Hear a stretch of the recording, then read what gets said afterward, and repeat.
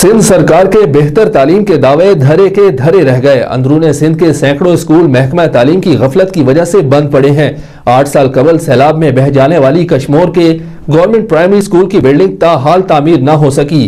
Report कर रहे हैं धनी बख्श। सिंध सरकार के बेहतर तालीम के दावे धरे के धरे रह गए। सिंध भर खसूसन अंदरूनी सिंध के सैकड़ों स्कूल महकमा तालीम की गफलत के बायस बंद पड़े हैं। कश्मोर के इलाके उमर बख्श ड्रिग का गवर्नमेंट प्राइमरी स्कूल, जिसकी बिल्डिंग साल 2010 के सैलाब में बह गई थी और तब से अब तक स्कूल की बिल्डिंग मुकम्मल तौर पर ज़बूहाली का शिकार है और गुज़श्ता 8 सालों से स्कूल बंद है। दर्जनों देहात के सैकड़ों बच्चे तालीम की जेवर से महरूम हो रहे हैं। बच्चों और वालिदैन का कहना था कि हम स्कूल इसकी मरम्मत करा के देंगे, नहीं देंगे, ऐसे कहा कि फिर वो चले गए।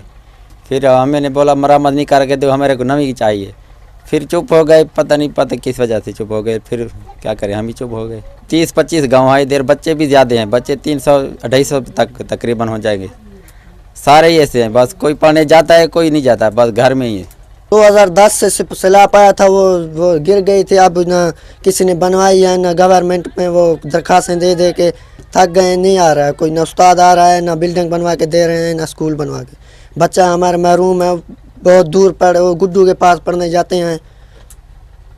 मेहरबानी करें, हमें नवा स्कूल चाहिए। बच्चों और वालिदैन ने हुकूमत वक्त और तालीम के वजीर सैयद सरदार शाह से मुतालबा किया है कि बंद स्कूल को खोला जाए और बिल्डिंग की असर नौ तामीर की जाए ताकि हमारे बच्चे भी बेहतर तालीम हासिल कर सकें। कैमरामैन चाकर बलोच के साथ धनी बख्श नसीरानी, सिटी न्यूज़ कश्मोर।